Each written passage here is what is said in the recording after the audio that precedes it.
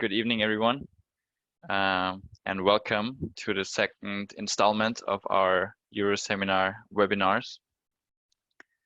We're very pleased to see all of you here, and yeah, thank you for making time tonight or in the morning when you're joining from the US. We're excited to have you here. I will start out with some announcements, some upcoming events. So as many of you might know, we're doing these webinars on a monthly basis. So we had one last month, which the recording of this you can find on our website, euroseminar.byu.edu. And we're also looking forward to the upcoming sessions. We will have one in October. Let me share that with you. We're excited for this to have the presiding bishop of the Church of Jesus Christ, Bishop Gerard Caussé, with us. He will speak to us on responding to global challenges at church perspective. This will be on October 27th, same time, but different day. It will be a Thursday and not a Friday. The link will be the same, so you can join from then. And then at the very beginning of December, we will be pleased to hear from Camille Frank-Olsen, the former chair of BYU's Department of Ancient Scripture, on the topic Mary, Mother of Jesus. That is December 2nd, same time, and that again will be a Friday. On top of that, since the Euro Seminar originally and still is very much a connection where we enjoy being together, we're also looking to holding an in-person seminar at the BYU Center in London. We haven't finalized dates and all the the details yet, but we're aiming towards the end of this year or the beginning of next year. So also watch out for invitations for that, because we'd really love to, see as many as possible, in person too. Perfect. Then we'll have an opening prayer before we start into this session today, and Nathan de Jong will give us the opening prayer. Dear Heavenly Father, we come before thee in humble prayer to thank thee for the fact that we can be here today to enjoy the fact that we live in a free country and a free society where we can believe what we want and help others to do the same where they want to. We thank thee also for the opportunities we get to serve our neighbors and to grow with them. We'd like to ask that you inspire all of us, but especially the speaker, Hans Noot here, so we can all be inspired to say, to have the right input and to get, to learn from this experience. And these things we say in the name of Jesus Christ, amen. Amen. Thank you so much, Nathan. So today we are pleased to hear from Hans Noot. And sorry, I don't remember. Is it you, Jim? Will you introduce it to us? Yes. Good old friends. Please, Jim. Thank you. Brother Noot gave me a number of really good puns that I could use for his last name, but my comedic timing is not as good as his, so I'm not going to use them, and I give him my apologies for that. He's a much better comedian than I. I first met Hans about 20 years ago, or give or take a few years, who knows, but I only got really to know him when we began to plan the Euro seminars in 2015. He, Christian Uvra, Louisa Paulson, Fred Axelgard, and I were organizing this. He has a BS and MOB from BYU in business. He has a PhD in organizational anthropology. To earn his daily bread, Brother Noot oversees religious education in Belgium and in the Netherlands. He keeps himself busy outside of that by not only working with our Euro seminars, but also directing and being on the boards of several human rights organizations. And that takes him regularly to speak at fora such as the UN in Geneva, European Parliament, and academic conferences. Brother Noot is married to Margaret Noot Heidemann, a family relations counselor and coordinator of Latter-day Saint family services in Belgium and the Netherlands. As you might expect, Brother Noot has served in many church offices, callings from being a scout, a master, to being a missionary, to branch presidencies, to stake presidencies, and everything in between. We're not certain, but we believe that he may have more hair than either Fred or I. And he will speak today on religious liberty. I must have paid you well. Thank you, Jim. Well, we have a very interesting topic tonight. And for those who are in the United States, I would say we have an interesting topic this afternoon, depending on where you're at. And it's a very important topic, because religious freedom to really every religion and every person on the earth is a very important element. What I would like to do today is give you a feel for what's really going on worldwide as far as human rights, particularly religious freedom, freedom of speech and such like is concerned. So I'll give you an overview of the issues. You might think there's a lot of detail. You don't have to remember all the details, but I want you to get a feel for what's going on. Because worldwide, we're getting deeper and deeper into trouble as far as human rights and also religious freedom is concerned. And I think it's important for all of us to understand that. And then at the end, when I'm done, I have a list of questions and topics. We'll be separating in breakout rooms, and you can use these topics to discuss things. And I have specifically a whole list of things that maybe you can do. And during the breakout room, you can maybe discuss those as well. Things that you can do specifically as far as religious freedom or other human rights is concerned. So let me start with a quote from the most recent report from the Human Rights Council, the United Nations, of this late April.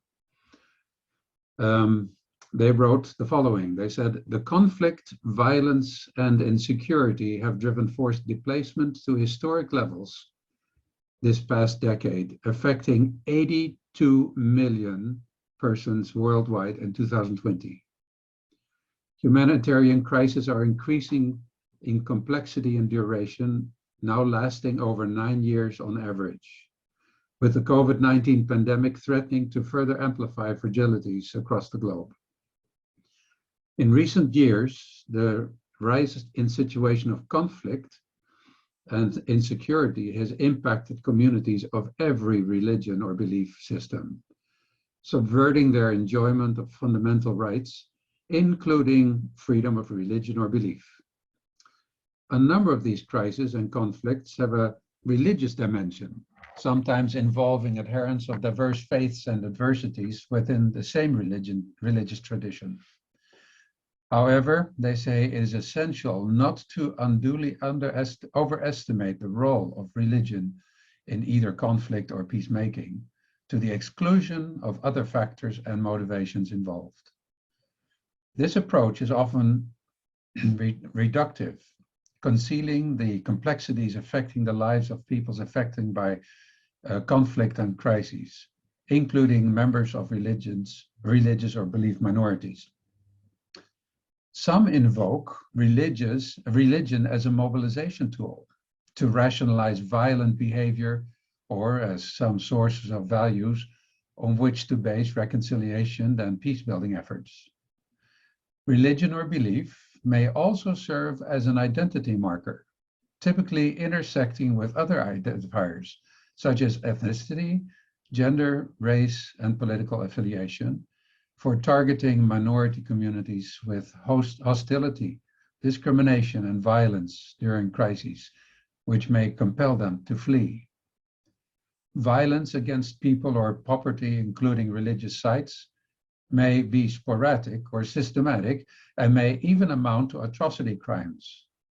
State and non-state actors may target minorities because they are a strategic area, which actors are attempting to drive them out or eliminate them.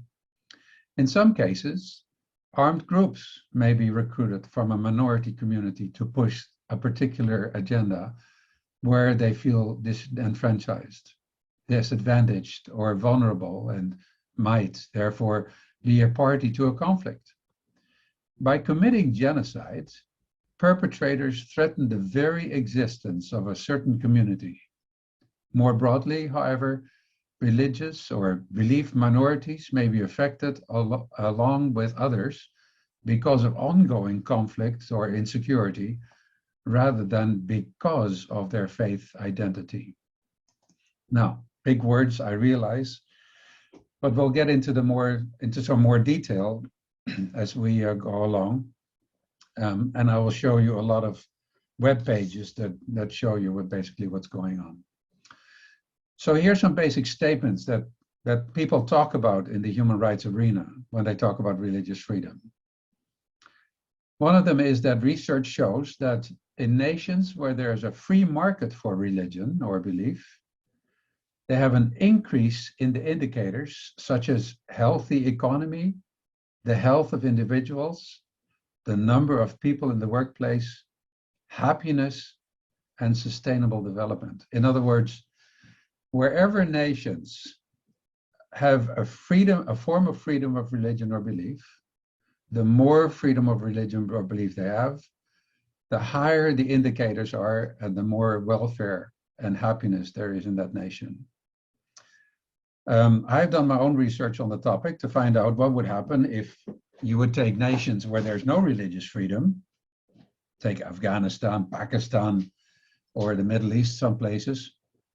What happens if you would create religious freedom there quickly? Would that also raise the indicators? And my research shows that that's the exact opposite. In other words, in nations where there's no religious freedom, let's take Pakistan, for example, if you push religious freedom too fast, then basically society collapses. So not all nations can actually handle religious freedom quickly. Having said that, research also shows that if you increase religious freedom slowly, in pace with the needs and the possibilities within society, then it does go well. Another statement that is used a lot is religious and non-confessionals are basically the canary in the coal mine, because when it goes wrong there, it signals an increase in other human rights violations. This includes blasphemy and recognition for the existence of other religions. So in other words, we find that if there is no religious freedom, then most likely all other human rights are violated, or most other human rights are violated. The number of countries that restrict freedom of religion or belief have doubled in the past few years. So there's increasing restrictions in freedom of religion or belief. And notice I use the term freedom of religion or belief because it includes atheism and non-faiths, as they call it.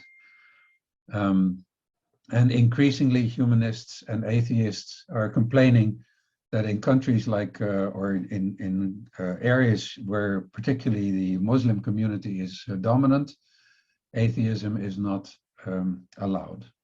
And they too are heavily persecuted. Here's an interesting statement, which is true for practically all countries. Registering religions is completely against all human rights law. Most countries, however, require registration of religions. That's a real interesting concept, because theoretically, if there is a separation between church and state, which is what secular countries attempt to do, there is no real reason for religions to register, unless there's some form of tax law, but then there are other ways to deal with that. So rather than registering in that case to be a religion, one could register as an association or some other type of organization that is legally protected and having a tax exempts. 80% of the persecuted religious people in the world are Christians. 80% of the persecuted people in the world are Christians. Religions cannot afford to fight each other in an era where there are churches, the mosques, the temples, and synagogues are going empty. So what I'm saying here basically is that with all the religious animosity between the religions, religions should be the first to acknowledge that it is not the other religion that is the enemy, but the fight against religions that is becoming the enemy increasingly. And then on the other hand, if talking about the religions themselves, religions are often blamed for wars. And I've talked to quite a few people, and some assume that all wars are religious wars, which I think is quite a statement, and it is not true, by the way, but religions are blamed as such. But religions are to blame very often for forms of discrimination on gender, status, worthiness. We do that too in the church. We have a form of discrimination based on worthiness. On religion, so there's the us and the them type of ideas, which is a form of discrimination. Whether it's appropriate or not is another matter, but there is forms of discrimination. And then there's the idea of truth denial, right? Most religions believe that they have the truth, and therefore all others are excluded, which too is a form of discrimination.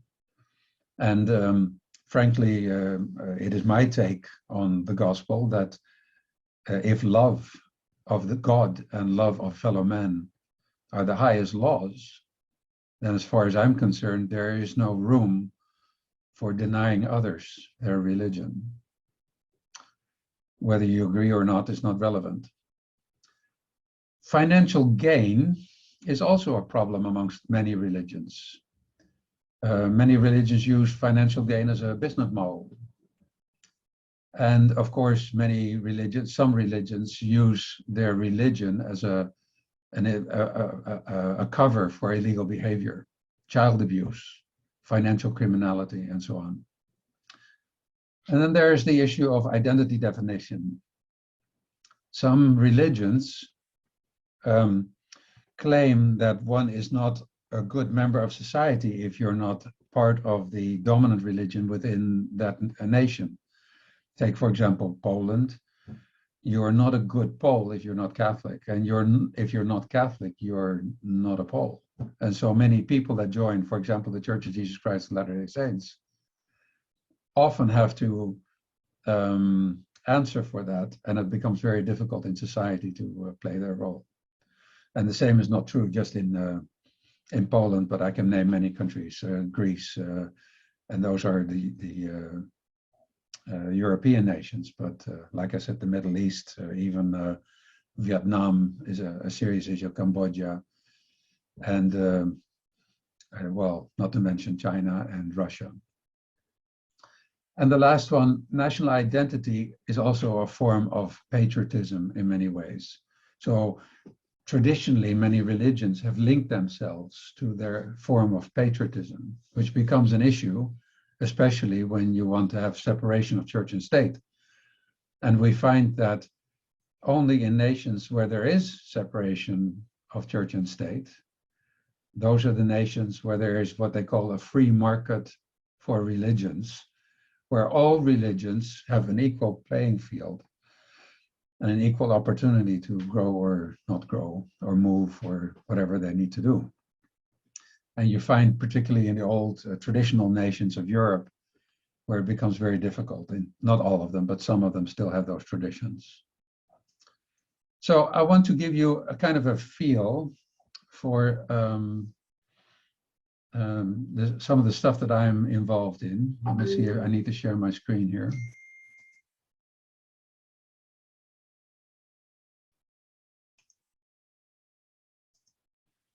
You should see my screen that talks about bitter winter. Do you see that? Can somebody nod? Yeah, okay. I will just show you a couple of websites of organizations that I deal with personally, and I can, as a consequence, I can talk a lot about these issues. This is an organization called Bitter Winter. They're from Italy, and they have focused on the problems in China. Now, I will show you later some of the more details in China, but China is increasingly becoming a problem as far as for religions, particularly Falun Gong. You may have heard of those, and the Church of Almighty God, a Christian denomination which claims that God has already arrived, and she is a she, by the way, and they have a great following, and both Falun Gong and members of the Church of Almighty God are fleeing the country in droves because they're heavily persecuted with heavy torture once they get caught. And I know quite a few of them in Europe, both from the Church of Almighty God and the Falun Gong, and I visited their headquarters in Korea to interview them, and it is quite an atrocity is what's going on there. And if you look on this website, you will see how in China all religions have to be synthesized. In other words, they have to become Chinese in thinking. The God in their religion should not be Allah or God, but should be Xi Jinping. And the better they do that, the more they will be allowed to thrive in the country. And Bitter Winter is a website that is deeply involved in showing what's going on, particularly in China, but they're now also spreading elsewhere. I want to show you another website. Let's see if that works. This is the one I work with very closely. I'm in the board of directors of Human Rights Without Frontiers. And we have daily newsletters. So these are the topics of the newsletters for the last couple of days. That gives you kind of a feel for the type of topics that we have. And we send daily newsletters to about 10,000 opinion leaders worldwide, mostly parliamentarians and opinion leaders, academics, and so on. So this gives you a kind of a feel for the type of stuff that we have here. We talk about all sorts of stuff, Kazakhstan and Russia, particularly China, Hungary. We have a lot of issues in Hungary.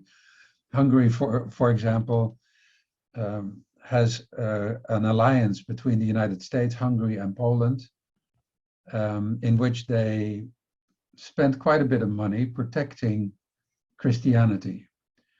Whereby, and I talked to Prime Minister Orban about this, their definition of Christianity is not Christianity as you and I would see it, but it is Catholicism. So they protect Catholicism, basically. And that's why both Hungary and Poland are involved.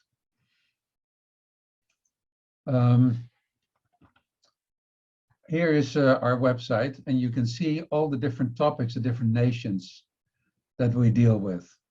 So these are the freedom of religion or belief newsletters for 2022. And these are the countries that we're all covering.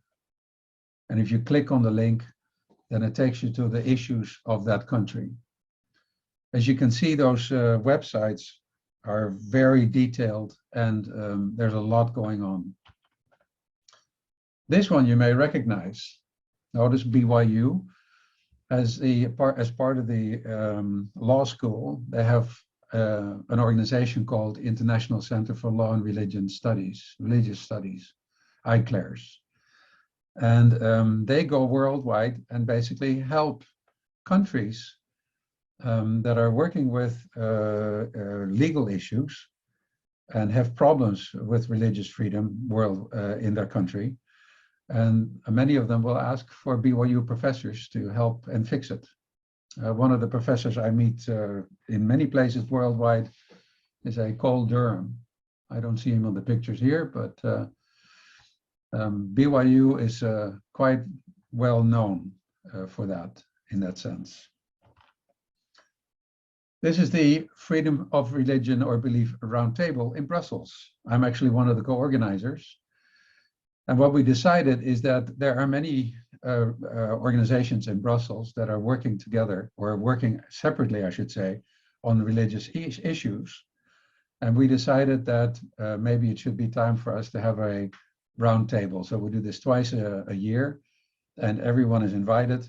And we basically talk about anything that people need to talk about. It's an open roundtable. We have some VIPs usually to come in, and that's how we work together, and we try to get everybody working on the same page. This is a web page of the European Interreligious Forum for Religious Freedom, IFRF. I'm also one of the co-organizers of this organization. And the objective, actually, I work together with a couple of Frenchmen from Paris. They now live in Brussels. And the idea is to inform people, basically, of the most important or most difficult issues. And here, let's see. Oh, that's already passed. Okay, wanted to show you that, but that's all right. There's enough to talk about. Oh, you see this organization, FECRIS? FECRIS is a Russian organization, and their objective is, and they work very closely with Medvedev and Putin, their objective is to get rid of all sects, and they call them dangerous cults. Not in the French sense, but cults in the sense of dangerous organizations. And any organization that does not teach Russian Orthodox is a dangerous cult. And as such, they were behind the ban for Jehovah's Witnesses and the Scientology in Russia. And they're working very closely with a French organization, Mivilude, which is paid for by the French Parliament. By the way, that's illegal in France, but they seem to get away with it. And they work very closely with the Austrian government as well. And we are, as human rights organizations, we're heavily complaining because the way they work is that they kidnap people. They teach parents how to kidnap people or young people from take them out of their religion and see if they can help them change their religion under pressure, by the way. And sometimes there's deaths involved. They're highly illegal. Here's another organization I was involved in many years ago when we started it up, EPRID, the European Platform of Religious Intolerance and Discrimination. It's a conglomerate of several organizations working together, making sure that everyone knows what's going on as far as religious intolerance and discrimination is concerned. This is a magazine called The Diplomat, and this magazine goes to all the diplomats in Europe. And at Human Rights Without Frontiers, we are one of the main providers for articles to this magazine. So then they actually pay us for that. So we have a little bit of income as well to make sure that we can cover our costs. But this is this goes to all the ambassadors and such in Europe. This is a very important organization. It's called the Organization for Cooperation and Security of Europe. And it includes it's like NATO and the Warsaw Pact. Warsaw Pact, of course, doesn't exist anymore, but it started when the Warsaw Pact was still there. And 52 nations got together and decided we need to do something in Europe to make sure that when the bombs fly over our heads between America and the Warsaw Pact, at least we have a way to deal with it. The organization has split itself into basically two groups. One is the military. So sometimes you will see on the news, you will see OSCE military, white helmets like the UN. And the other organization is what they call the Human Dimension Conference. I sometimes visit, actually this coming week will be their conference again. And that's a conference where all the different organizations, non-governmental organizations and governmental organizations get the floor, 2.5 minutes. They can explain a complaint to the ambassadors or the representatives of the different nations involved. And that goes on for a week. So it's a week of complaining. And at least when that happens, things are put on the table and the organizations, the countries can reply. Another organization I work very closely is a Protestant organization called Open Doors. Open Doors International in this case, but I also work with Open Doors Netherlands.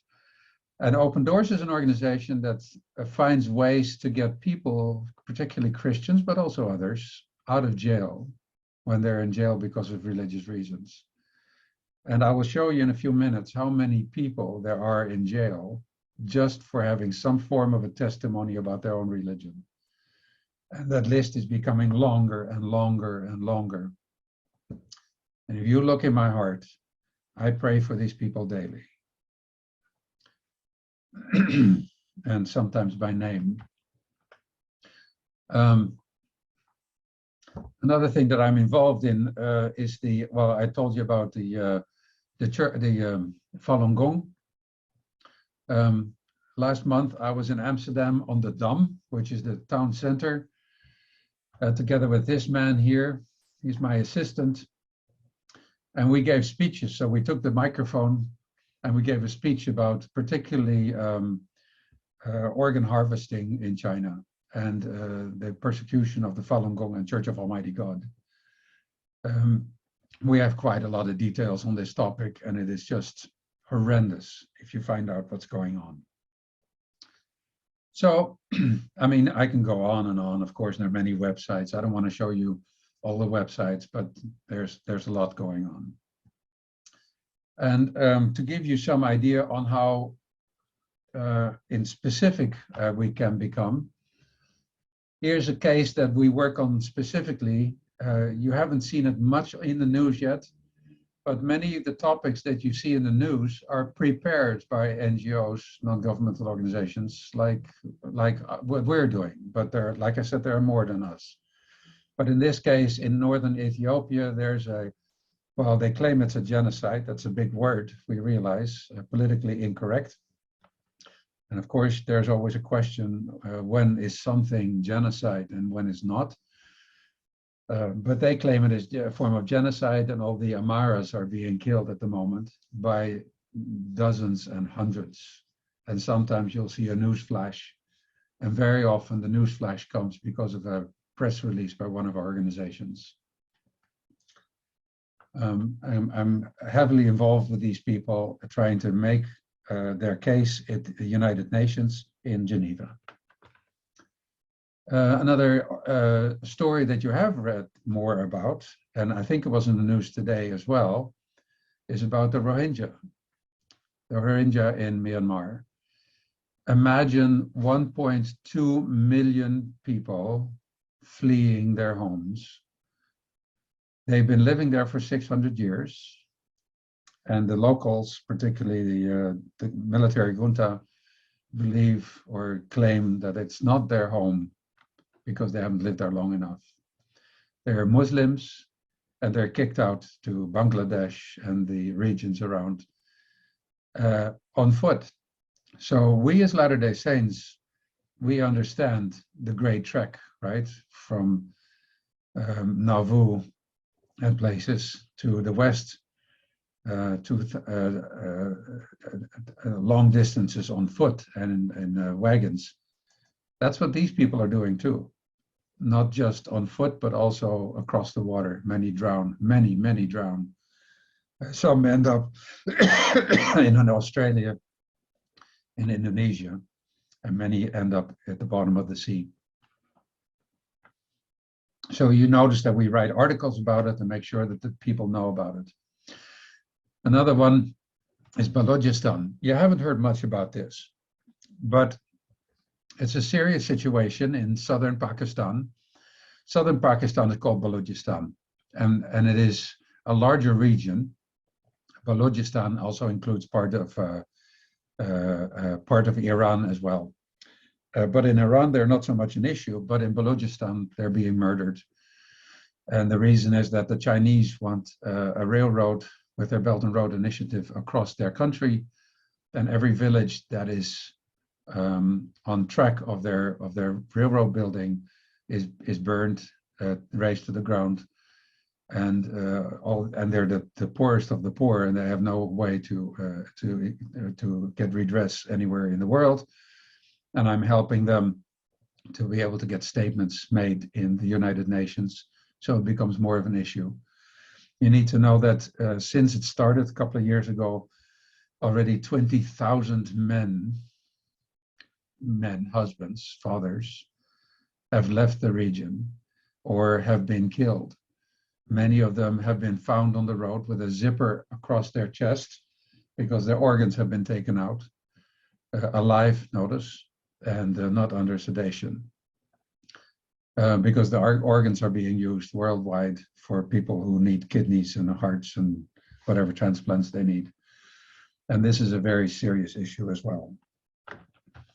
So another one we work on are the Hazaras in Afghanistan, and I can go on and on and on.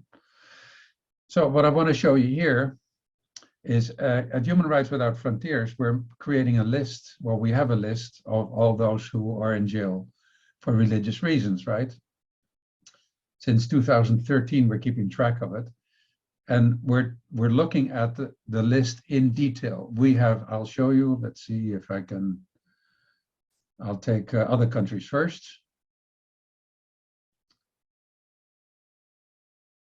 And here you see a summary of the different nations. So here's the Ahmadis and the Anglicans. There's only one Anglican jail. 51 Baha'is, but notice not all Baha'is are put in jail. Many of them are just murdered or hanged. We don't keep a track of that list. The big list, of course, is in Russia. Mostly Jehovah's Witnesses. Another 33 were added this week. And Scientology in Russia as well. Of course, the Buddhists have a good, there's some Buddhists in jail, lots of Muslims. Eritrea, Egypt, Uzbekistan is a problem. So this is basically the world. And I'll give you an idea of what it looks like. So here we have from Algeria, a Protestant. His name is Saudad Hamid, and he has a 5-year prison term. And if you click on the view, it gives you the details of when he was captured, what the article was that he was put in jail under, when he will be released, hopefully, and in what jail he serves his sentence. So we have all those details, and we keep track of it, all of them. And there's thousands of them. And since China is such a big problem, we decided to make China a separate list. So China has the honor, where's my website? China has the honor of having a separate list. So here's China. 3,263 people just in China in jail, many of whom are tortured. So I hope you get a feel for the idea that religious freedom is a serious problem worldwide, and it is getting worse and worse and worse. and we just don't know how to fix it. But the only thing we can do is try to raise attention.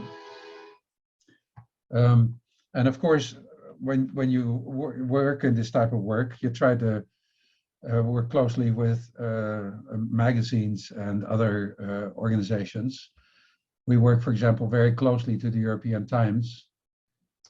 So here's another article about these Jehovah's Witnesses, and here's the human rights issue. I'll just give you a second to look at it for a minute.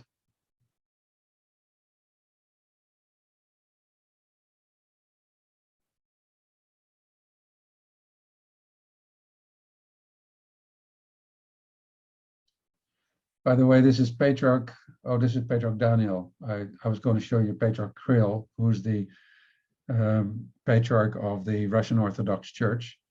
We have actually summoned him to come to The Hague to stand for hate speech. And it looks like that's going to happen.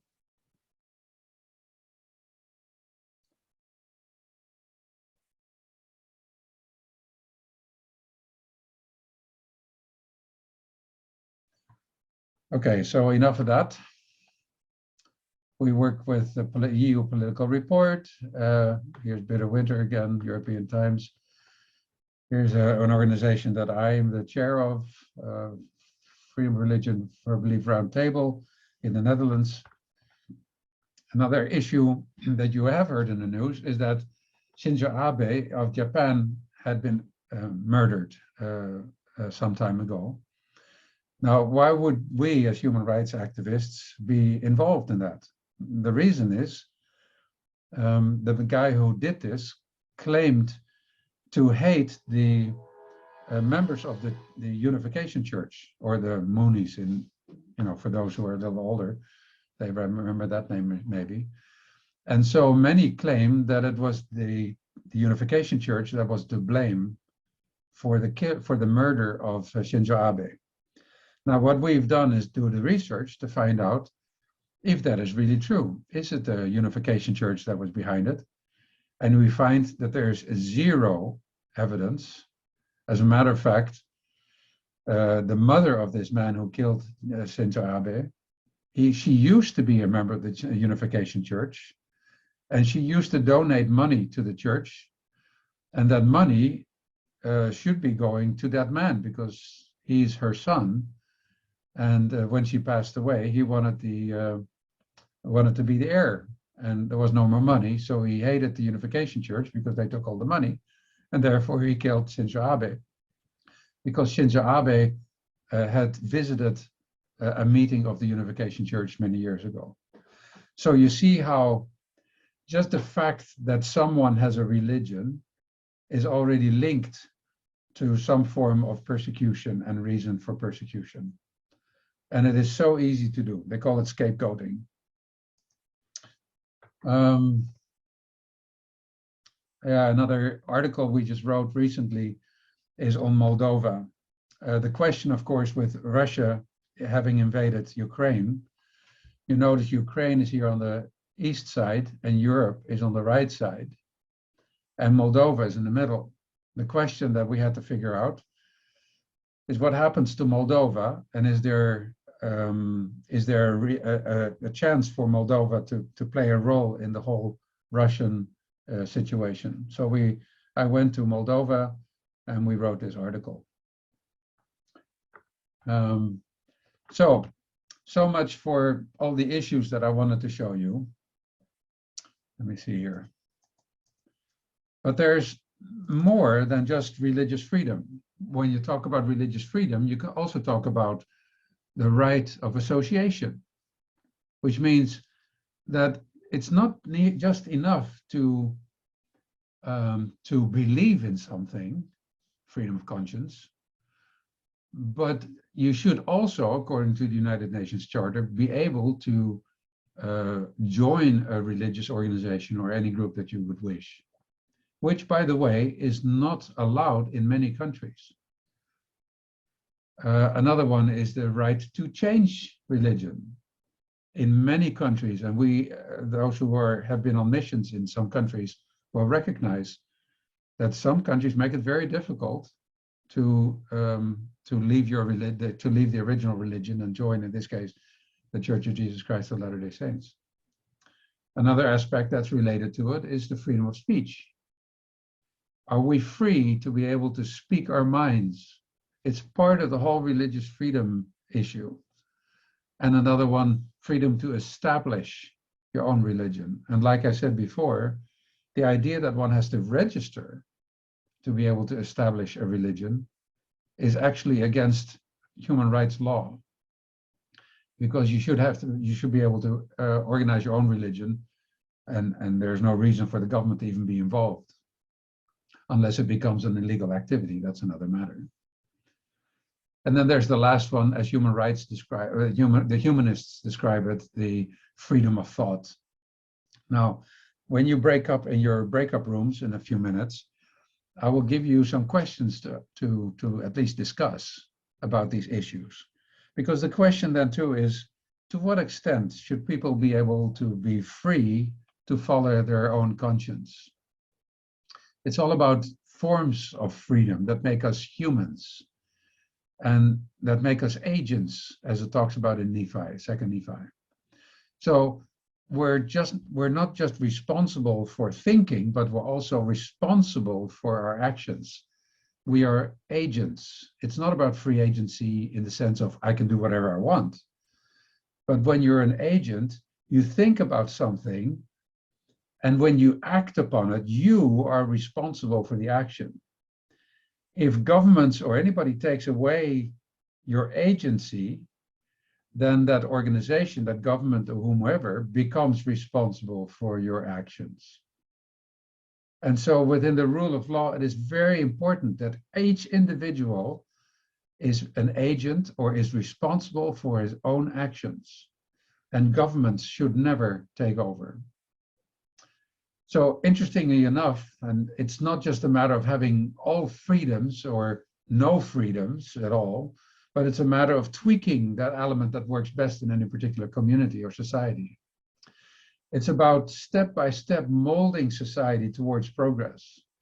Some countries are less free, but you cannot give them all freedoms at the same time. It has to be some kind of a growth process, and they have to go through it.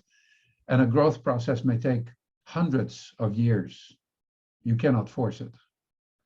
And each society is different. Historical events have forged that society in what it is today.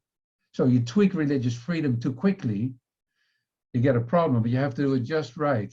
And in order to do it right, you have to have discourse. You have to have discussions about it. You have to have people that are informed and people that talk about it and deal with it. So the question then is, to what extent should we allow people, for example, to act in accordance with the dictates of their own conscience? Really? Should we act out anything we think is right and anybody can do anything they want? There are old philosophers that would not plea for the freedom of conscience, like Friedrich Nietzsche, who taught that, quote, everything is possible because man should follow not his conscience, but his instinct.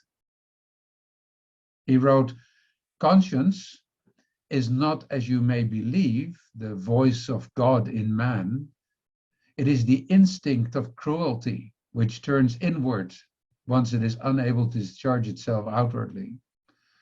And Dostoevsky describes conscience as an unnecessary restraint on human choice and action.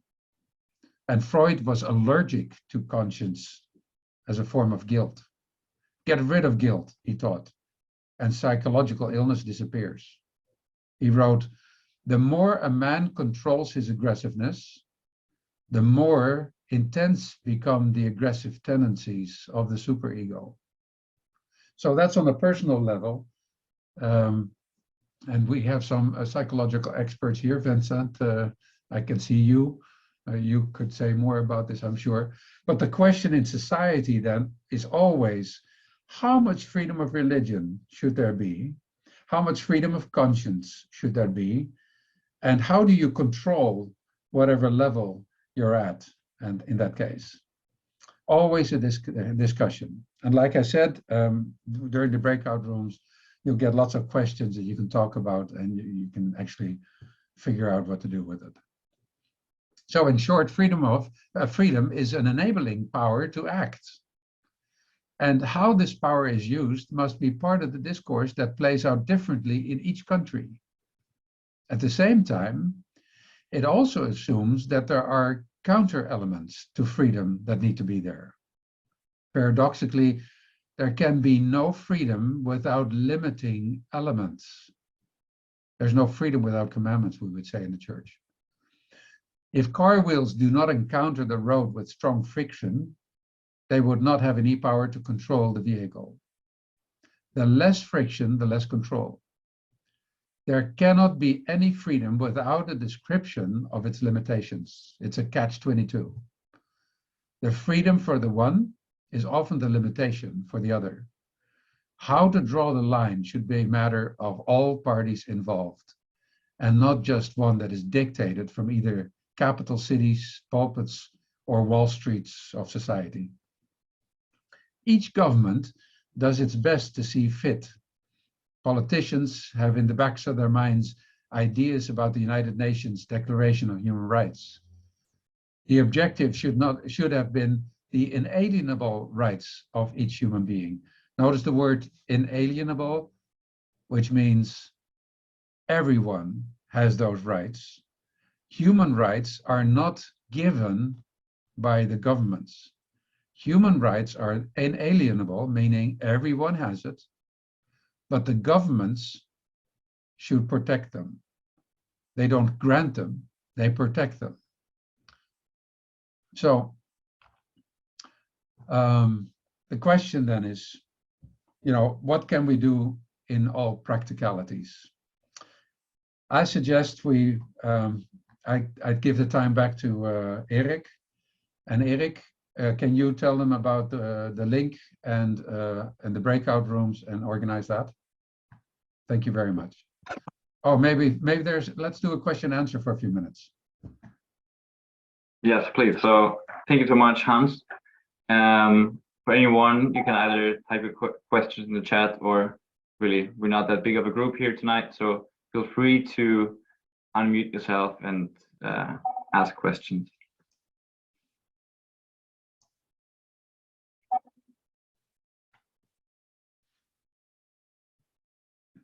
What was the question? Sorry.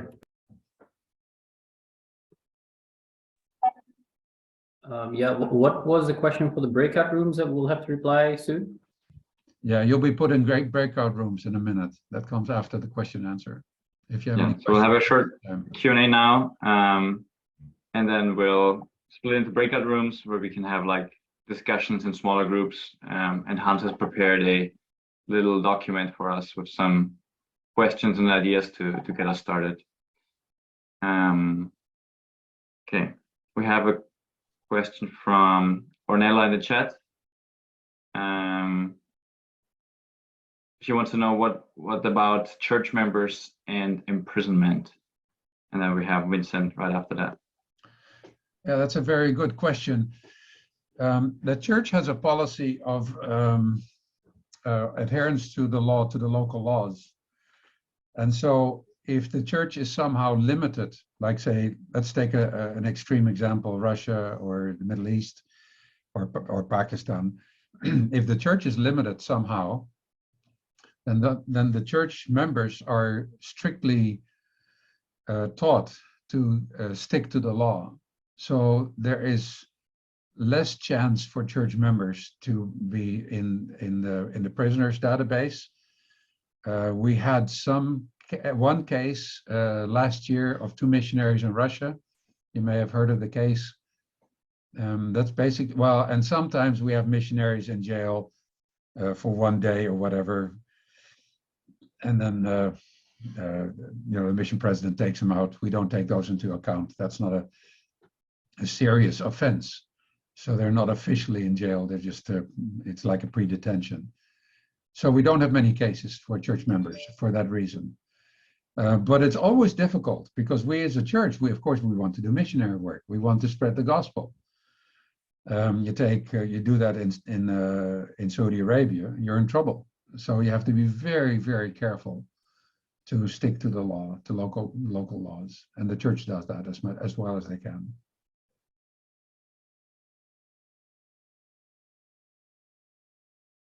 Hope that answers the Thank you. question.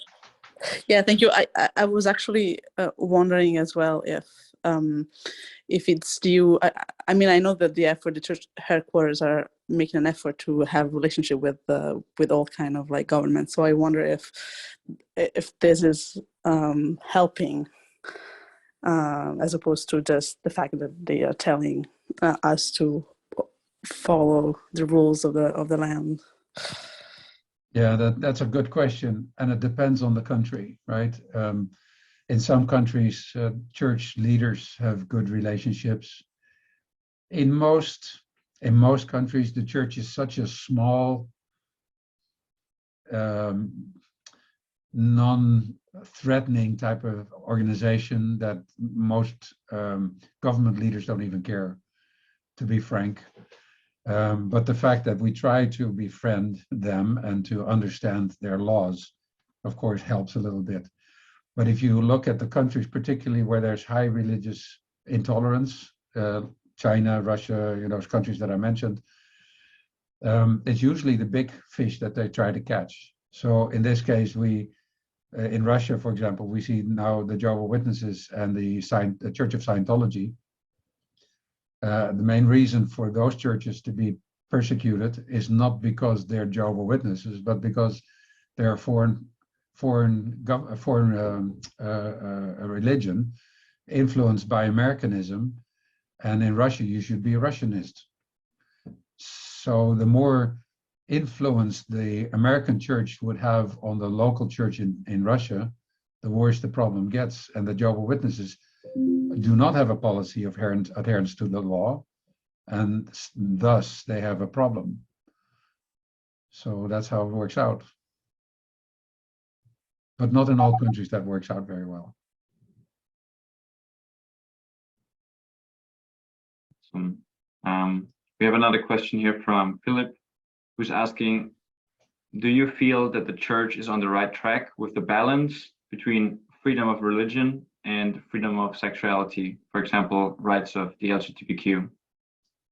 Yeah, that's a good question, because that is it's a hairy question, right?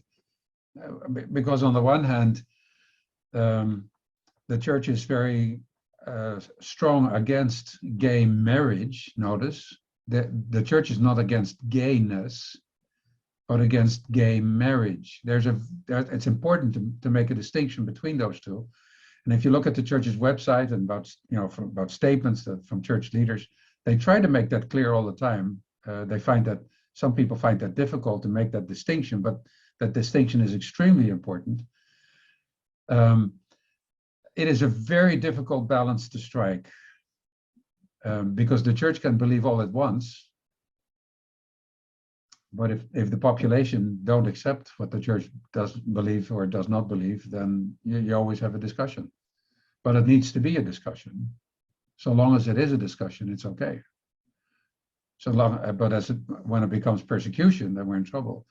And sometimes too, I'm sure the church has made some mistakes. Some claim that Prop 8, for those who remember that, in California was a serious mistake. And I can probably name a few others that may be difficult. It's very difficult to do, especially for a large international organization such as the church. Difficult to control.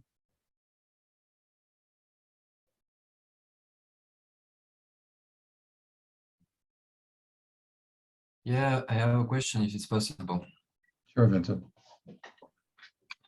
So you said that the religious freedom is directly linked to freedom of speech, and in many countries, as more as you have religious freedom, as more the people are in some way happy, you can measure that. Yeah. So the question I have is, what is the argument, the rhetoric to defend the value and the necessity of religion as a thing, since we are in societies that don't see the value anymore of religion? So why defend it? Yeah, Yeah. it's not just the fact that there are religions. So it's not religions that create the happiness or the improvement in society, but it's the fact that there is freedom for religions, right? So it's the idea that there is, like I said, a free marketplace for religions. And you will find that even in highly religious societies, like, you know, southern Germany or Greece, or, you know, in where there's many religious people, if there is a dominant religion, you do not see those indicators go up. But if there is diversity of religions, you do see the indicators go up. Does that make sense? Yeah. So it's not about religions that make people happy, but it's about the diversity of religions that causes something to work in society that makes people free, and as a consequence, they're happy. So it's a marker of a healthy society, basically. And Yeah. just for the sake of that, we should defend religion. That's a good Yeah, we argument. should defend religions. Notice. Religion. Yeah. Yeah. Yeah. And the whole idea, you know, in some, well, you live in France. I don't wish to insult you, but in France it used to be laïcité, right? Separation of church and state. But and in those days it was the idea that there should be freedom for religions, and increasingly we see in France freedom from religions. Mhm. If you see the difference. Yeah. And that is a problem, because then you lose that free marketplace that I just talked about, and France will deteriorate as a consequence. Thank you. Thank you, Vincent. We have another question from Ornella in the chat. She asks, apart from strong believers, how much is the public opinion sensitive to freedom of religion? There are some fundamental rights that could dominate the public sphere very easily, like LGBTQ plus rights. Where does freedom of religion places itself? Yeah, a very, very good question, because that is a serious issue too. We see that general population in Europe, and also in the United States, I would say, but elsewhere we don't see that much, but we see an awareness of people becoming more aware of human rights as such, because there's so much focus, particularly on anti-discrimination of all sorts, right? The Me Too movement and the Black Lives Matter movement and all sorts of stuff that deal with discriminations. But the religions are not very strong in the voice. And part of the reason for that is that religions themselves, like I mentioned before, are part of the discriminators. And discrimination or anti-discrimination is the discussion, not human rights. It's anti-discrimination. That is the discussion. And then only anti-discrimination for certain groups, because they become very vocal. But religions have not become very vocal. And frankly, I don't think they should become very vocal, because they have a bad track record as far as human rights is concerned, particularly in Europe. People are sick and tired of religions discriminating, and religions need to learn to do that better. We as religious people, we should be the core examples of how that works. And even we find that difficult.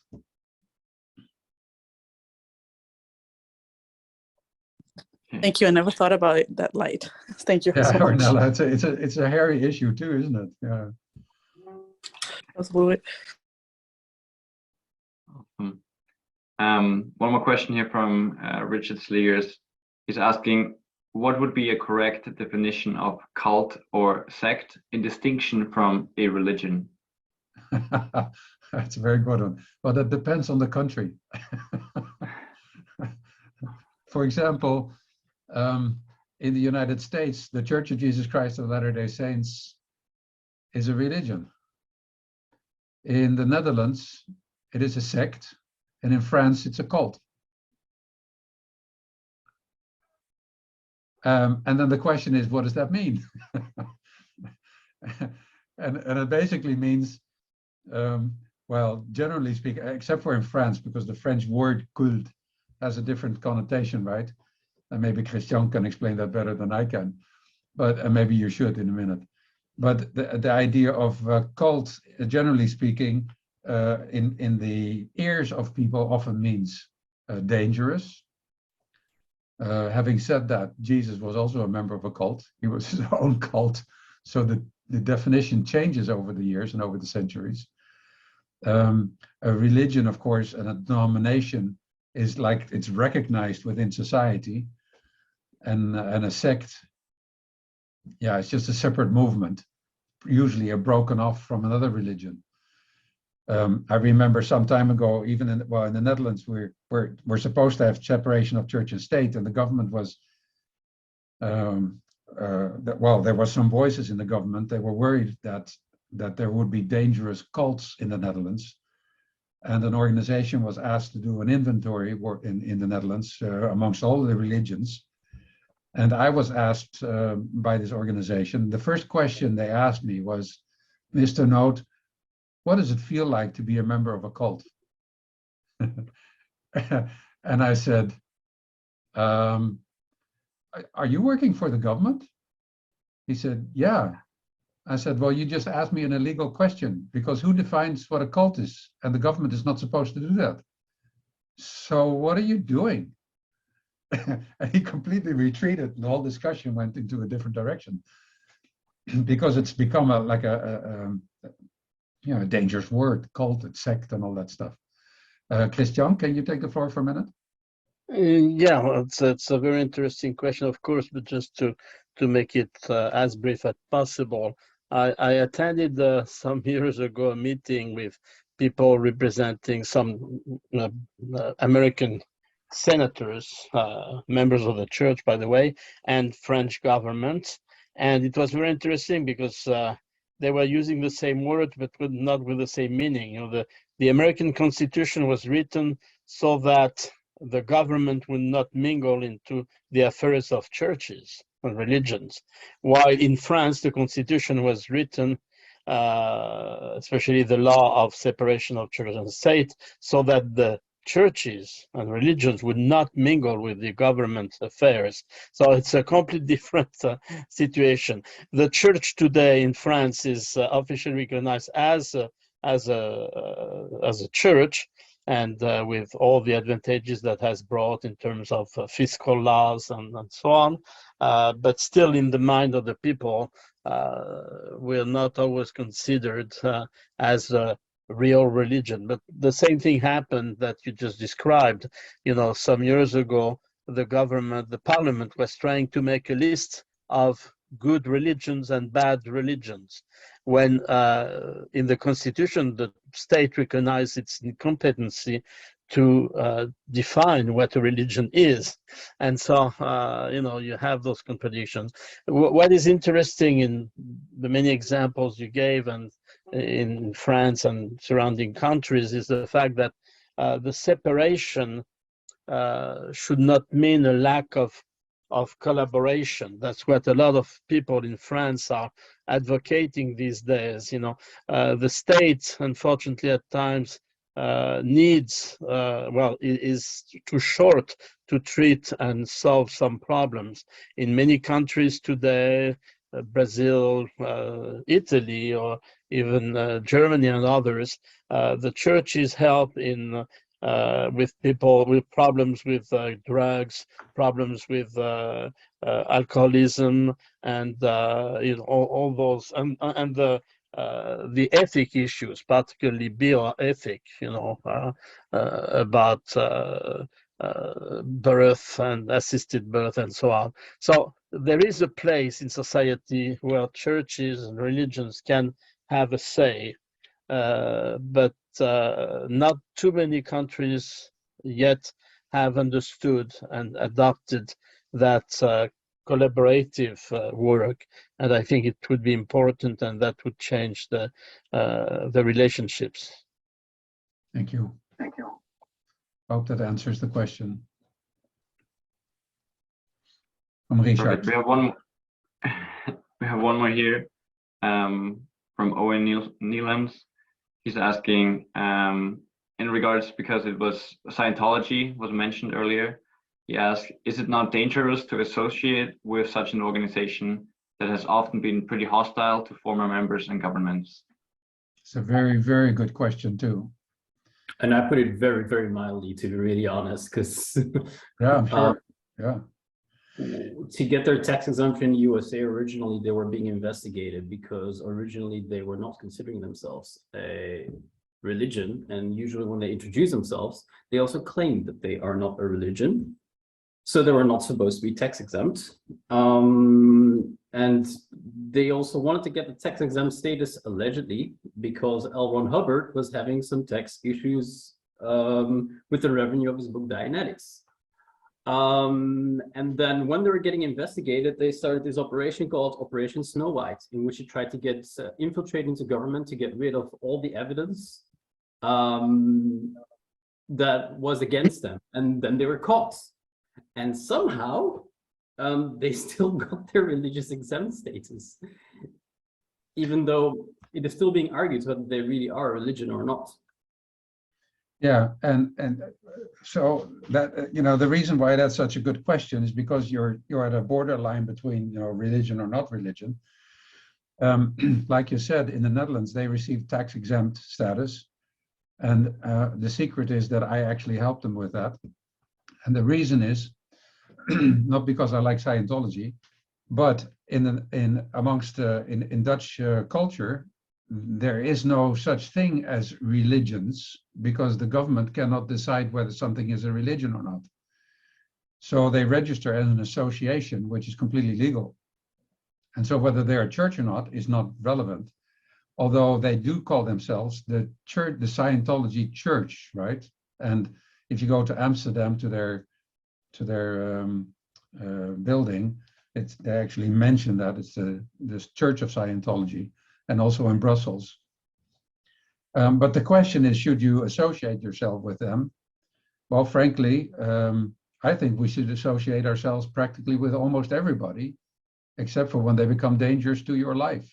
And the reason is, if you don't associate with them, you don't have any influence.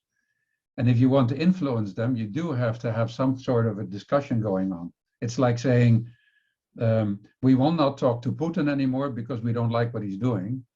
And the moment you stop your negotiations with the enemy, then the only way, the default is then to shoot, and you don't want that either. So the question, of course, is how to negotiate, right? And what kind of relationship should you have, rather than should you have a relationship or not? Yeah, of course, but you also mentioned freedom, that there is freedom to establish a religion unless they're breaking the laws, and they correct. horrible then, reputation when it comes to the law. Very true. And so the law needs to take over, and that's the judgment, right? The judgment is by the judge and not by society. That's why we have laws. Yeah. Thank you, Hans, for all your great, thorough and insightful answers. Thank you, everyone, for your questions. We're going to break into breakout rooms now. We can continue this discussion there in smaller groups. I'm sure Hans will be in one of the lucky groups. I'll be skipping going from one to the other. And yeah, so we won't say a closing prayer here. You can do that when you feel like the discussion is has come to a good close. Then you can end it there.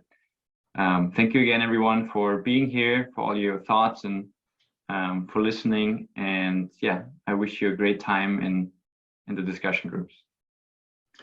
By the way, there are two types of discussions. One is a discussion on the different topics, and another one, and you'll see a PowerPoint. Can you tell them about the PowerPoint? When you see the PowerPoint, and you can all get the link if you look in the chat box. If you go to that PowerPoint, there are two types of questions. One is debating questions, and the other one is specific things that you can talk about, what you maybe can do yourself as far as religious freedom is concerned. And the list is not complete, of course. You can always come up with new things that are not on the list. So have fun, and I'll be joining you probably here and there.